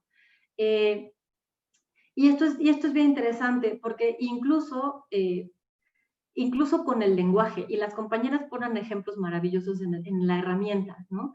Incluso en el lenguaje, que pueden parecer cosas menores, pero no lo son, ¿no? O sea, las mujeres, cuando somos nombradas, existimos. Recuerden que es principio fundamental del feminismo, ¿no? Lo que no se nombra no existe, y entonces hay que nombrarnos. Y entonces también al nombrarnos empezamos a generar una idea diferenciada de las afectaciones que tiene eso que estamos discutiendo sobre nosotras y nosotros, ¿no? Y también sobre nosotres, porque también tenemos que incluirlo. Cuando hablamos de género, hablamos de todas y todos, ¿no? Y todes. Entonces, tenemos que, las compañeras, insisto, brindan como estas herramientas del lenguaje en el que con estos pequeños cambios podemos empezar a generar estos cambios en las mentalidades que son los que nos interesa ver en el largo plazo, ¿no? O sea, el Congreso es un espacio catalizador de cambios culturales y hasta ahí también podemos tener una importante incidencia. Incluso, y ya me dirán ustedes, solamente son algunas ideas, pero pensemos en el tiempo en el que se dedican los debates legislativos, cuánto tiempo se dedica a aquellas legislaciones que pueden tener una afectación exclusiva en mujeres y cuáles no, ¿no? Por ejemplo, cuánto tiempo dedicamos o cuánto tiempo se consagra específicamente a la integración de la igualdad de género, o cómo se formulan las preguntas para los debates legislativos, cómo se formulan las preguntas a las y los congresistas en materia de género. Si se pregunta, por ejemplo, cómo se incorporó la perspectiva de género en tal o cual legislación o iniciativa, en la preparación de preguntas, por ejemplo, para las y los secretarios y secretarias que vienen a rendir cuentas al Congreso, se hacen preguntas diferenciadas, ¿no? Esto cómo ha afectado a las mujeres, esto cómo ha afectado a las niñas, por favor denme porcentajes de implementación de tal o cual cosa desagregados, etcétera, etcétera, etcétera, ¿no? Y por supuesto no puedo dejar pasar el tema de los objetivos de desarrollo sostenible, ¿no?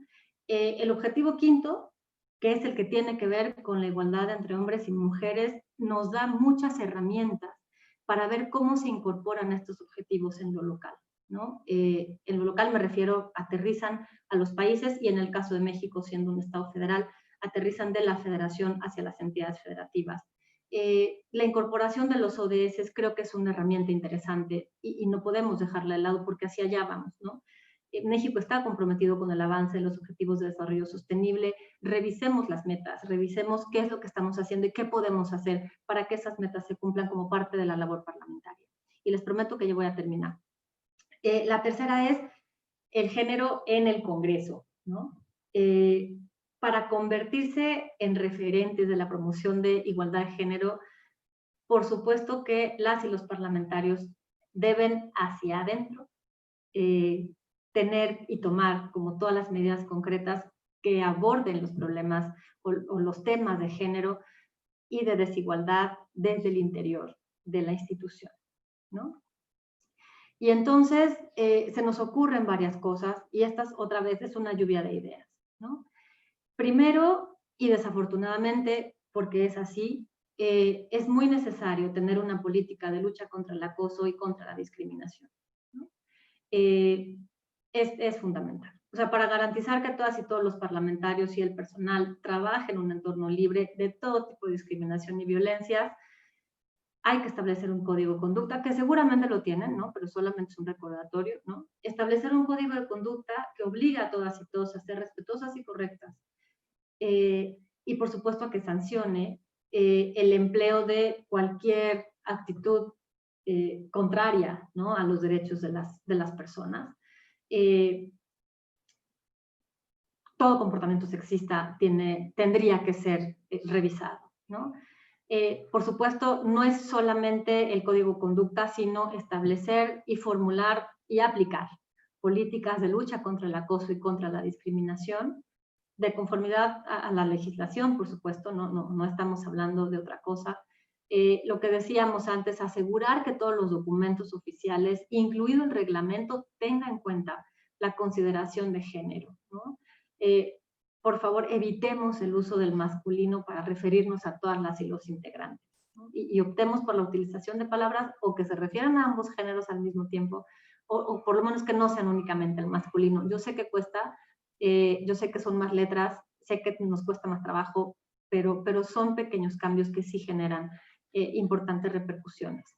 Y también hacia el interior del Congreso, generar algunos políticas de igualdad, ¿no? Algunos programas hacia el interior que lleven a un plan de acción específico hacia adentro, no solo un tema de fortalecimiento de capacidades, por ejemplo, que puede ser una de las herramientas, pero hay algunos otros planes que pueden funcionar. La Unión Interparlamentaria tiene varias publicaciones y tiene algunas ideas que creo que pueden ser útiles, ¿no? Para empezar a generar cómo se abordan los problemas de igualdad de género, con plazos específicos, con indicadores concretos, con la posibilidad de ver crecer, ¿no? A las mujeres en el espacio parlamentario. Si es necesaria alguna acción afirmativa al interior, ¿no? Preguntémoslo y pensémoslo, pero esa es otra idea. Y una adicional que creo que también es muy importante tiene que ver con los medios de comunicación, ¿no? Las políticas de comunicación y el relacionamiento con medios de comunicación desde el Congreso, creo que es una herramienta o sea, es un elemento que puede generar una mejor comprensión y la promoción de la igualdad de género y más visibilidad al tema, ¿no? Los medios de comunicación son buenas alianzas para transmitir las ideas que queremos transmitir con el lenguaje que queremos transmitirlo. Entonces, pensar en algunas otras acciones que desde el Congreso se hagan para fortalecer a los medios de comunicación y al mismo tiempo fortalecerse hacia el interior en la perspectiva de género y en lo que se puede aportar hacia afuera, creo que es una estrategia importante, ¿no? O sea, desarrollar una estrategia de comunicación centrada en la igualdad de género, que mande los mensajes claves a las y los destinatarios, ¿no? Que eso me parece que es importante. Y también, por supuesto, divulgar y promocionar todas las actividades y los resultados de esas actividades que tengan que ver con igualdad de género a través de los canales de divulgación, ya sea en radio, televisión o en la página web, creo que son muy relevantes. Solamente para concluir, no me tardo más para que podamos conversar, en las conclusiones. O sea, el Congreso puede ser un catalizador para impulsar un cambio social y cultural en las actitudes a favor de la igualdad de género. Y creo que ese es como el mensaje central de lo que les quiero transmitir. Ese es el trabajo del Congreso. ¿Cómo podemos ser catalizadores hacia la igualdad sustantiva? Cómo podemos generar esos contextos de igualdad entre hombres y mujeres, entre niños y niñas, y cómo podemos, desde nuestras acciones, prevenir todo tipo de desigualdades y violencias, ¿no? Está en estas manos, está en sus manos. como entes obligados del Estado, como funcionarias y funcionarios públicos y como personas comprometidas con la labor con la que ustedes están haciendo. De parte de la Oficina del Alto Comisionado, cuenten con nosotras. No todo tiene que ser, no pueden, es decir, si no se pueden solas y solos nosotras, que somos personas expertas, se supone, en muchos de los casos, la ayuda, la asistencia técnica, la colaboración, la búsqueda de información, la apertura con organizaciones, con colectivas, expertas en los temas es importante, ¿no? Entonces, y ya lo decían ustedes al inicio de la inauguración, lo decía Paula, ¿no? Todas, entre todas, podemos más, ¿no? Y entonces, así son las alianzas, y estas son las alianzas que nos interesa tejer también con ustedes desde la Oficina del Alto Comisionado. Cuenten con la asistencia técnica de esta oficina para todas las discusiones de todos los temas que ustedes consideren que son relevantes y en los que podamos serles de utilidad. Muchísimas gracias por su atención. Muchas gracias, Mira Cárdenas, de la Oficina del Alto Comisionado de Derechos Humanos de las Naciones Unidas. Bueno, pues en este momento abrimos a nuestro espacio para aportaciones en función de lo que pues nos ha explicado Mira y que nos ha pues ya una serie de acción al interior del Congreso del Estado de Morelos. Solicitamos a las y los diputados que nos acompañan a nos puedan compartir sus aportaciones. Vamos a pedirles que utilicen la herramienta de manita que está aquí en el Zoom o en el organizar nuestro diálogo.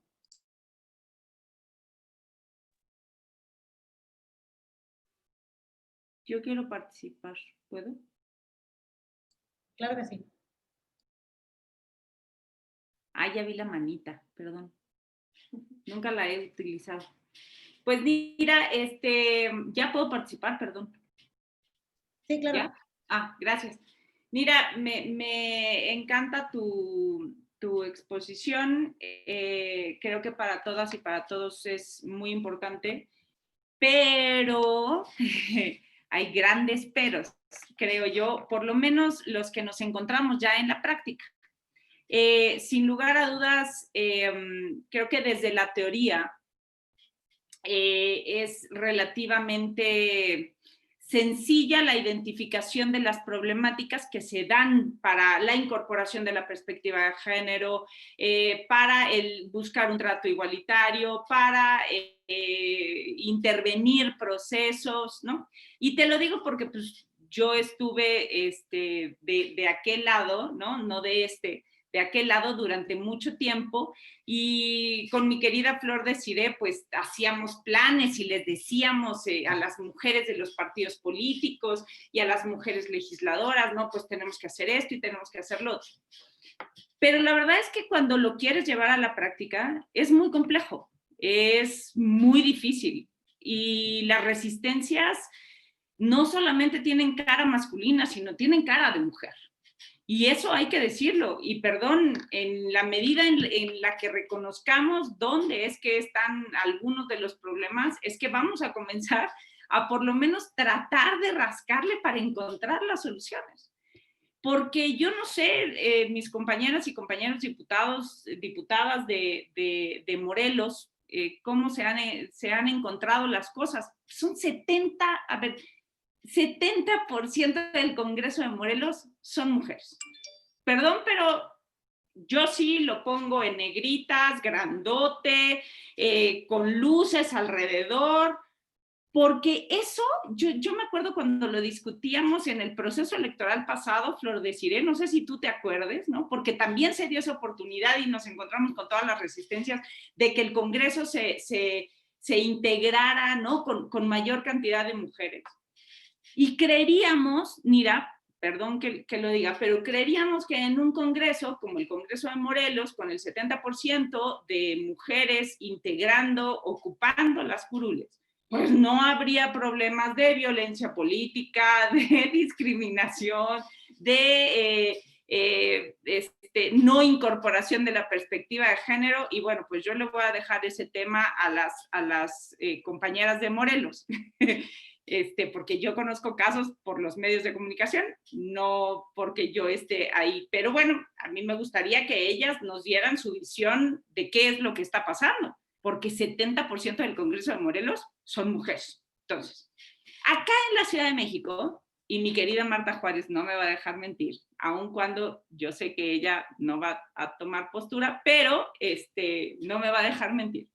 Acá somos 66, el Congreso está integrado por 66 personas, de las cuales 33 somos mujeres y 33 son hombres.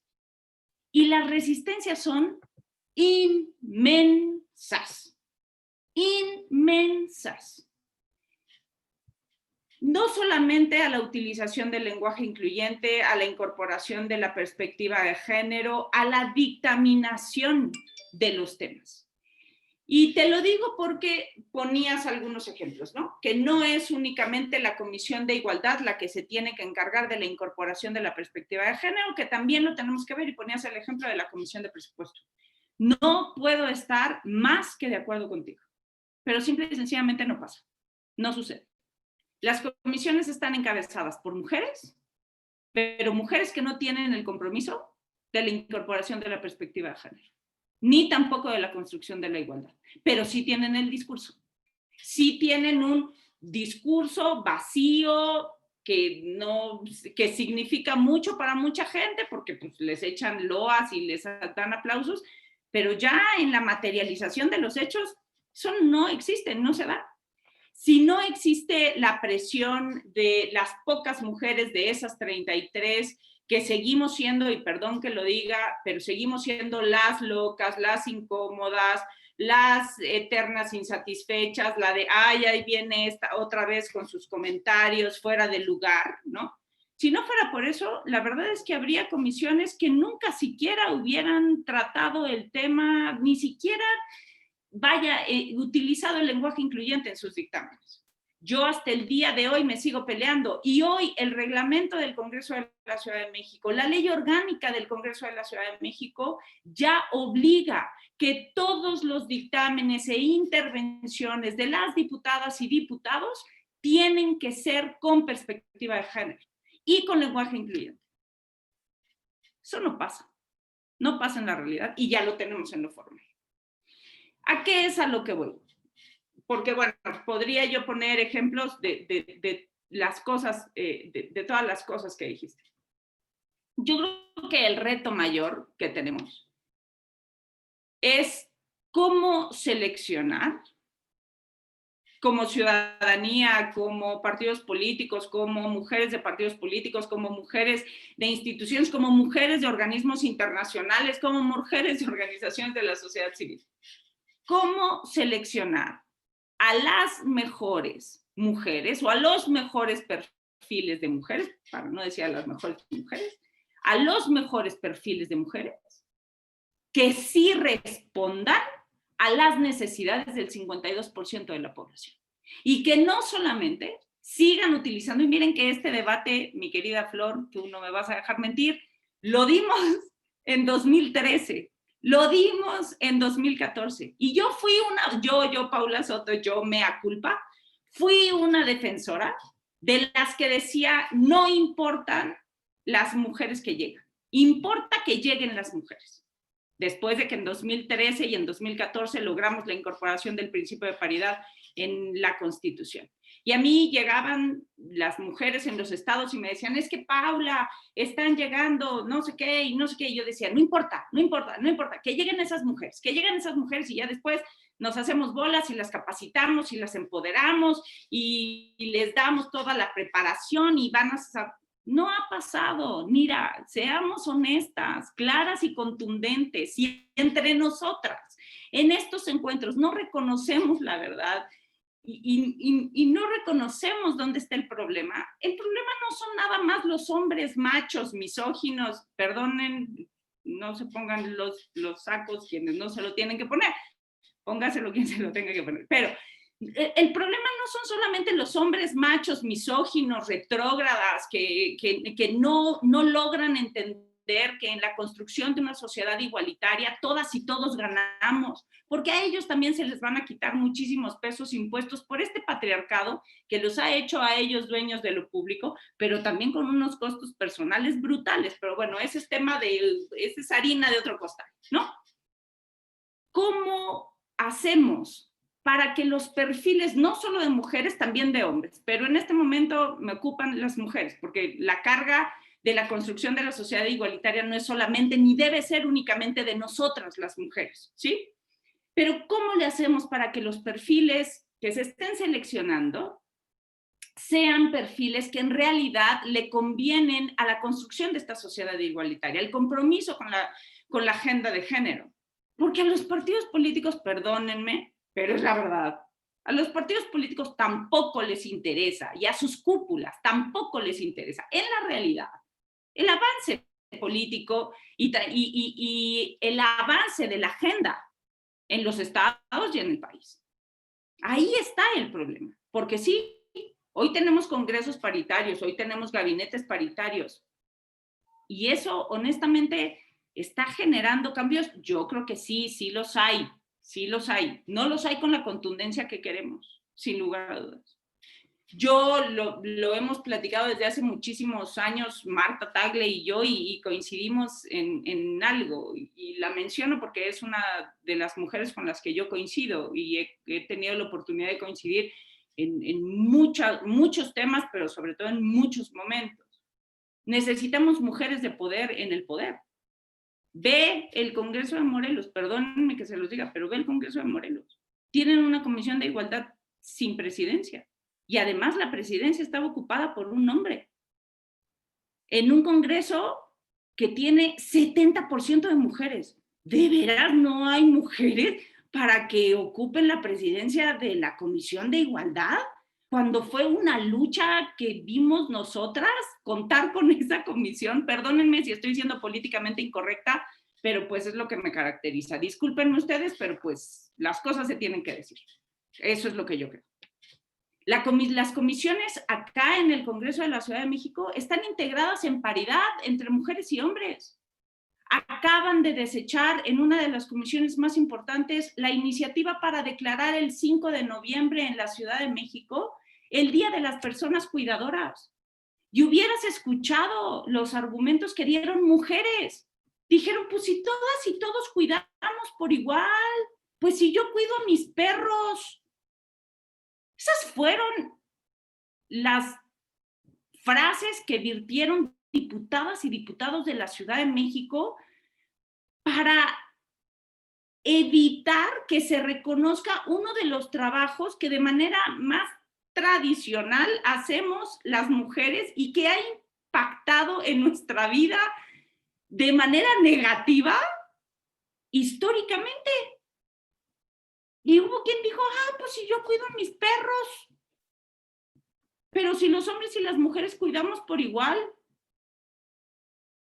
Perdónenme, yo cuando estaba platicando con ustedes para la inauguración, sonó el timbre de su casa, mi casa, 3 veces, y no pude salir porque pues aquí vivimos mi hija y yo solas, y me tuve que parar antes a hacerle el lunch. Perdón, levanten la mano el hombre que hace la mitad de las cosas que hace una mujer con o sin pareja. Bueno, ya me callo, ya tengo que callarme. Pero a ver, mira, abordemos la problemática, porque, insisto, ya lo tenemos en ordenamientos, no se da. Ya tenemos más del 50% de los congresos ocupados, las curules ocupadas por mujeres, y no hay grandes cambios. Una de las respuestas que yo creo es las comisiones de igualdad presididas por mujeres, por favor, con perspectiva de género, por favor, con trayectoria, porque también decías los medios de comunicación, perdóname, Nira, a los medios de comunicación no les interesan nuestros temas si no es porque o cuando hay un escándalo, y eso también es una realidad, hay que trabajar con los medios de comunicación para sensibilizarles, son los primeros que se resisten al uso del lenguaje incluyente, pero ¿qué hacer? ¿Cómo abordar la problemática? ¿Cómo comenzar a solucionar las cosas? Porque el nivel de frustración por lo menos que yo vivo y experimento todos los días en el Congreso de la Ciudad de México, pues es exponencial, o sea, es inmenso, ¿no? Porque pues nada más no veo. Ahí está Marta, que Marta diga lo que nos ha costado, lo que nos costó la guía para legislar con perspectiva de género, lo que nos costó este trabajo de presupuestos con perspectiva de género, todo es una lucha, todo es una lucha. Entonces, estamos dispuestas a dar la batalla y a seguir siendo las locas y las incómodas. Yo estoy dispuesta, y como yo lo decía en mi mensaje, yo estoy dispuesta a asumir los costos, pero esos costos implican que yo sé que próximamente voy a dejar de ocupar un espacio de toma de decisiones, mira, por lo incómoda que yo he sido. Y yo estoy dispuesta a hacerlo. Y espacios se abrirán, pero no todas estamos dispuestas, porque son los hombres quienes siguen teniendo el control sobre los destinos de las carreras políticas de las mujeres. Bueno, yo ahí lo dejo como reflexión, como pregunta, como catarsis, como lo que ustedes quieran. Y perdónenme si fui políticamente incorrecta, pero pues tenemos que serlo, tenemos que seguir siendo insistentes y seguir siendo incómodas al poder establecido. Es cuanto. Muchas gracias, diputada Paula Soto. Seguimos invitando a las y los participantes de este evento, que sobre todo diputadas y diputados, que nos puedan compartir sus aportaciones, sus preguntas, sus reflexiones. Y vamos a darle la palabra a Nira Cárdenas, tiene levantada la mano. Gracias. Híjole, muchas cosas. Primero, yo no dije que fuera fácil. Yo lo que dije es cuáles son los conceptos básicos. Así yo cumplí con lo que me preguntaron, que es los conceptos básicos de perspectiva de género en la labor parlamentaria, ¿no? Y por supuesto, digo, Paula, comparto todas las preocupaciones que acabas de comentar y más, ¿no? En todos los espacios, la diferencia o la brecha que existe entre lo que está escrito y la realidad es enorme. Y lo hemos dicho todo el tiempo, bueno, quienes estamos, y aquí conozco a muchas y a muchos de ustedes por fortuna, hemos estado en este camino de derechos durante muchísimos años y vemos pasos cortos, avances, algunos, nunca los que nos gustaría y nunca tanto como nos gustaría haber alcanzado con todo el esfuerzo y toda la, tú lo has dicho, como con toda la lucha que viene detrás, ¿no? Comparto todas las preocupaciones que presentas y también es importante, creo, como solo para problematizar, porque qué bueno que estamos problematizando, ¿no? Yo no tengo la solución de ninguna manera, pero sí tengo más preguntas y la idea, por lo menos parto de la idea feminista de que el constructo colectivo nos va a llevar como a una posible búsqueda de solución, tal vez no la solución, pero sí como a la construcción de una ruta colectiva y conjunta, ¿no? que siempre hemos construido desde la lucha feminista. Yo creo que, digo, ser mujeres no nos hace feministas, eso creo que digo, lo sabemos, lo conocemos todas, ¿no? Por fortuna vemos varias como que estamos en este proceso de construcción y de deconstrucción de nuestros propios constructos mentales patriarcales con los que crecimos y los que tenemos con los que tenemos que luchar, y entonces ver cómo los trasladamos a lo local y cómo lo trasladamos a nuestro trabajo. La teoría siempre es medianamente sencilla, ¿no? Y comparto contigo que la búsqueda de estos espacios es algo en lo que tenemos que estar.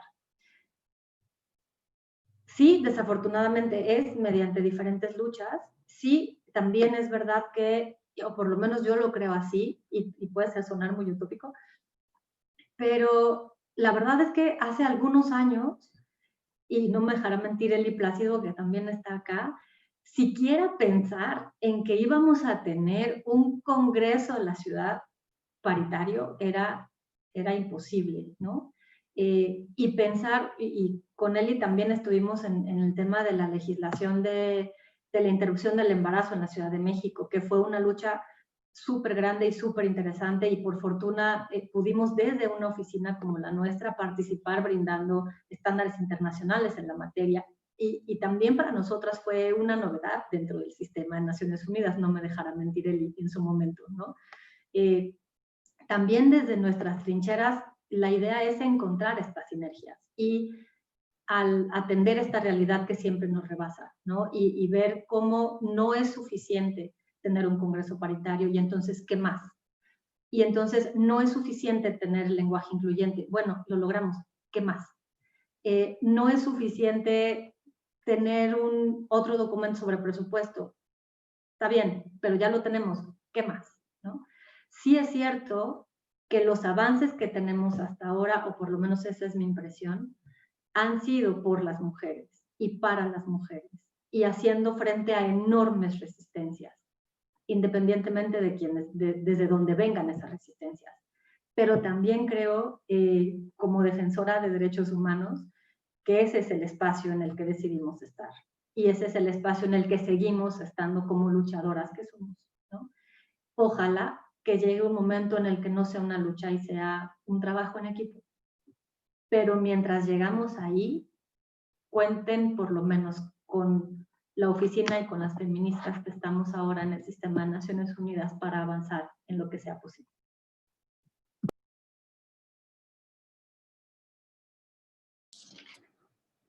Muchas gracias, Nira Cárdenas. Tenemos la participación de la presidenta del Instituto de la Mujer para el Estado de Morelos, Lourdes León Hernández. Muchísimas gracias. Yo quisiera recuperar las aportaciones tanto de Nira Cárdenas como de Paula Soto. Me parece, pues, muy enriquecedor lo que nos comparte Nira Cárdenas, como también lo que comparte Paula Soto desde su día a día como diputada y desde su visión crítica que tiene Paula Soto. Estudiar el liderazgo de Paula Soto merecería también poder reconocer cómo las claves que una mujer va llenándose de esas claves para poder nombrar las cosas como son y poder retar y desafiar al patriarcado. A mí me encanta cuando conocí a Paula Soto, porque la conocí siendo panista, y luego fue con una enorme responsabilidad en el Instituto de las Mujeres para el Impulso de la Participación Política, y luego como diputada actual. Entonces, me encanta el liderazgo de Paula porque nos permite también reconocer el avance de las mujeres en la apropiación de un discurso que más allá de un discurso trastoca tu vida y te hace reconocer que no hay tiempo que perder para poder lograr todo lo que quisiéramos lograr las mujeres para estar en condiciones de igualdad. Eso lo quiero acotar con lo que Nira Cárdenas nos comparte, en donde nos ha señalado claves súper importantes para que desde nuestra función pública podamos reconocer que tenemos una obligación y tenemos competencias que cumplir para asegurar que la promoción y la garantía de los derechos humanos de las mujeres sea una realidad. Y por eso nos invita Nira Cárdenas a reconocer que la base de nuestro trabajo legislativo es el principio de la igualdad sustantiva. Ese debe de ser el principio rector que nos convoque a todas las y los diputados, a sus asesores, asesoras, secretarios, secretarias técnicas, a nosotras como Instituto de la Mujer, a que no podemos improvisar trabajos. Tenemos que estudiar a fondo y reconocer cómo se ha ido construyendo la igualdad, cómo es que está señalada en nuestra Constitución, cómo es que baja a las leyes marco y cómo estas leyes marco bajan al Estado para que podamos avanzar. Por eso rescato de la conferencia de Nira que tenemos que asumir que tenemos una responsabilidad con el Estado y una responsabilidad con las mujeres y que tenemos que tener un pleno convencimiento de que las convenciones internacionales son los estándares mínimos, no es lo máximo. Y luego pareciera que trabajamos porque como lo que dice en la CEDAW, incidimos pensando que llegando a eso ya se va a resolver. Y no, hoy lo estamos viendo en la realidad. Eso es el paso mínimo e indispensable para asegurar que en nuestro Congreso se transformen las condiciones y se puedan favorecer leyes con perspectiva de género. También nos habló de que es muy importante pensar en los efectos diferenciados. Me encantó eso que Nira nos expuso de casos reales, de cómo desde información sustentada cambia la mirada para poder responder como legislador, como legisladora, como secretaria técnica, como asesora, y darle a la diputada, al diputado, la información para que sustente su reforma, la ley, haga uso en el pleno del Congreso y que coloque la perspectiva de género. Creo que señalan qué hacer y cómo empezar. Creo que lo estamos haciendo. Ese tan solo es el inicio. Esto quizás en el Morelos tuvo que haberse dado desde que comenzamos la historia de la Comisión de Equidad de Género hacia el 2002, 2003, ¿no? Eso hubiera sido lo ideal. La realidad es que hoy están dadas las condiciones, hoy tenemos a Nira Cárdenas compartiéndonos esta conferencia y tenemos a Paula Soto retándonos con lo que es en la vida diaria, el día a día del que las mujeres estén en la política. Y creo que lo que señala Nira de que el Congreso puede ser un ente catalizador, sí, solo sí, reconocemos que con la paridad las mujeres estamos llegando a desafiar las formas tradicionales del ejercicio del poder, de las prácticas en cómo se tomaban las decisiones, en las formas de poder. Antes, todo esto que se señala de la violencia política, pues no era tan visible, porque no estaban las mujeres en esos espacios haciendo visible las formas en las que se llegaban a los acuerdos.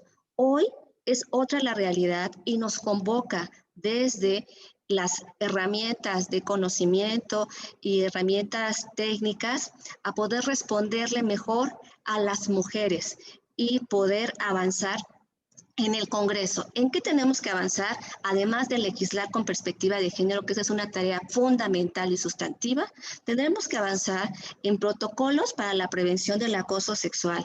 Tenemos que avanzar en la corresponsabilidad familiar.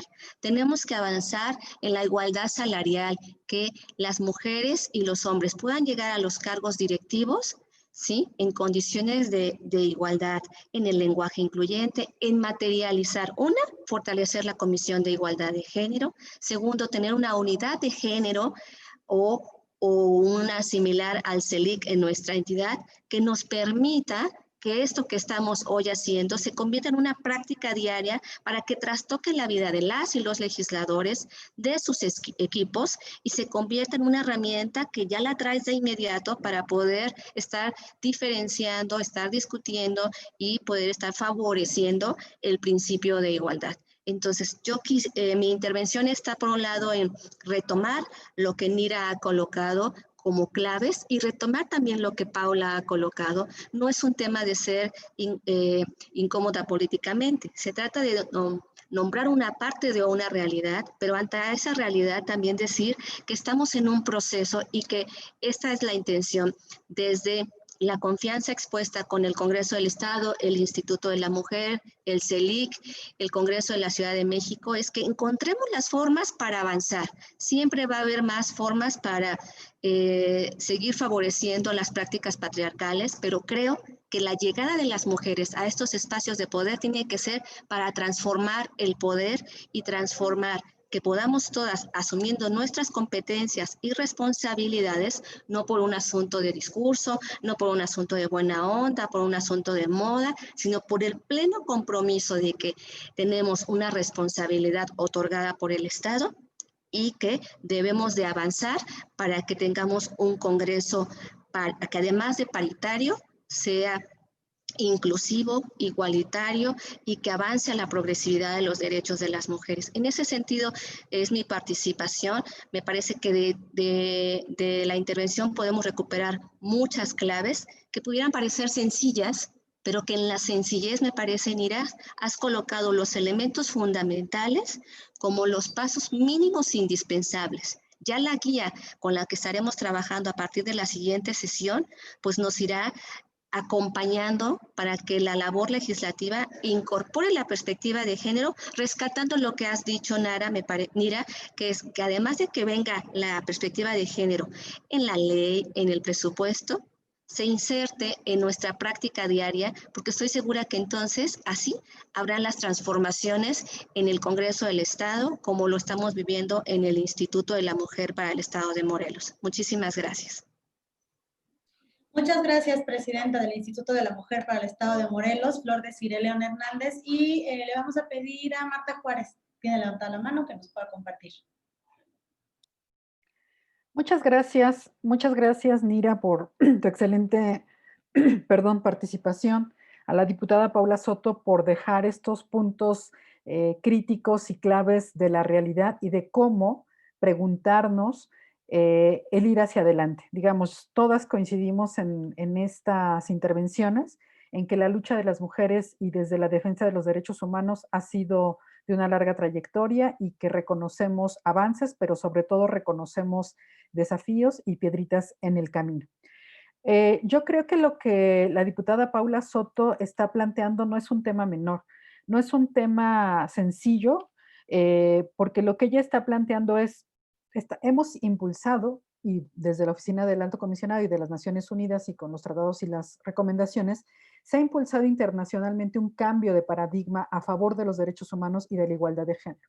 Pero cómo aterrizarlos en la realidad, pues es realmente un salto triple mortal para poder lograrlo, pero en el trabajo y en la organización y en la suma de alianzas hemos insistido y hemos tenido estos avances. Pero lo que la diputada Soto plantea respecto a la participación en particular de las mujeres legisladoras de sexo femenino en los congresos, me parece que es una discusión y un tema de estudio que no hemos podido realizar porque este tema de la participación de las mujeres en condiciones de paridad es muy reciente y todavía no nos hemos dado como el tiempo de analizar a fondo, de estudiar a fondo qué pasa con las mujeres con poder, ejerciendo el poder, en qué lugares. Y yo creo que es un tema de investigación y de estudio muy interesante porque está asociado a un tema de la discusión democrática y de la ciudadanía, ¿no? Es decir, no solamente es llegar a un lugar y ser legisladora o ser funcionaria pública, sino cuál es el lugar y el papel en el que, como decía Nira, nos colocamos como funcionarias públicas que tenemos un marco normativo al cual responder y una perspectiva de derechos humanos y de igualdad de género idealmente, bajo la cual realizar el trabajo que tenemos encomendado en donde quiera que estemos. Recordar que cuando en los temas de la discusión de la participación política de las mujeres se hablaba hace no tantos años, algunas décadas, de la masa crítica, que cuando hubiera una masa crítica de un 30% en los congresos, era un núcleo fundamental, mínimo, para que ese 30% empezara a hacer cambios. Y en efecto, así sucedió, digamos, de ahí nacen fundamentalmente las leyes de igualdad, las leyes generales de acceso de las mujeres a una vida libre de violencia, etcétera. Pero una vez que llegamos a esos mínimos otra vez, pues nos damos cuenta que la realidad es siempre mucho más difícil de transformar y eso pues lo sabemos.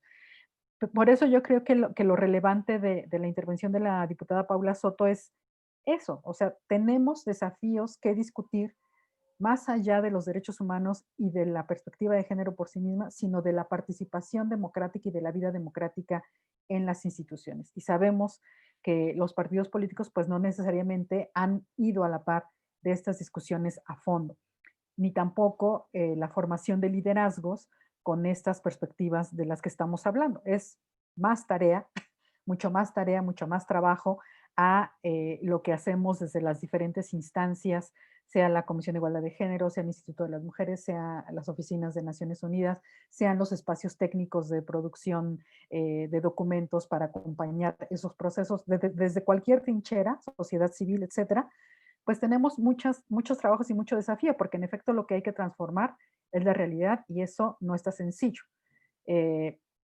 Pero creo, al final de cuentas, siempre tenemos un dejo de optimismo al final de toda nuestra brutal realidad, de decir, bueno, algo tenemos que hacer, y ese algo tenemos que hacer es como poner un granito de arena y creemos que esta sensibilización, como bien Mira lo señalaba en un inicio, acercar herramientas, mostrar caminos de dónde encontrar la evidencia para analizar procesos legislativos que idealmente contribuyan a tener una mejor calidad de vida, una visión desde los derechos humanos y desde la igualdad de género, pues es algo que tenemos que seguir haciendo, digamos.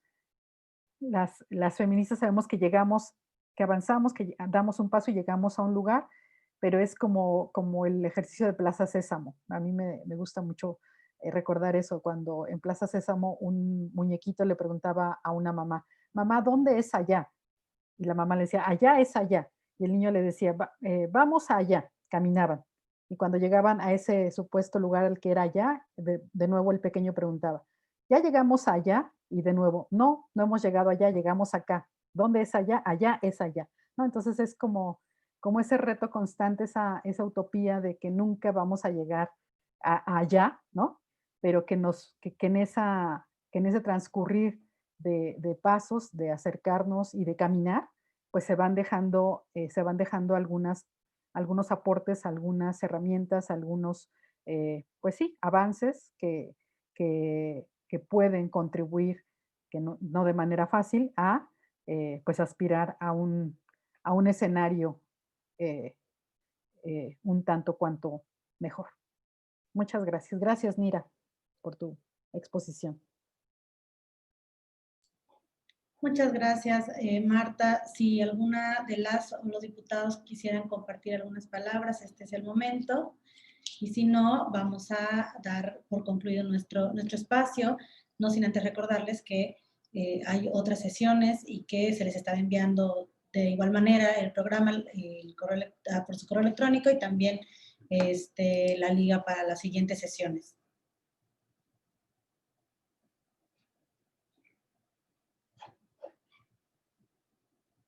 Bueno, pues entonces esto sería todo, Presidenta. Damos por concluida nuestra sesión. Muchísimas gracias a Jess, quien además tiene la coordinación de toda la comunicación del instituto.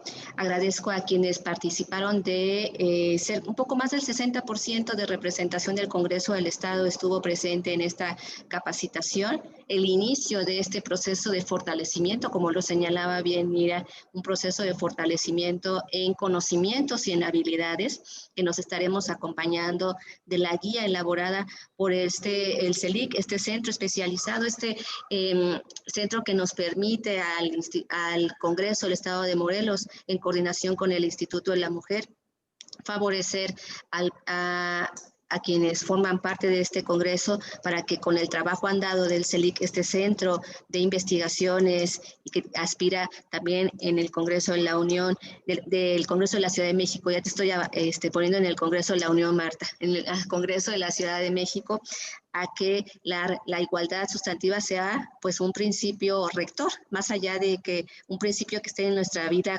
cotidiana.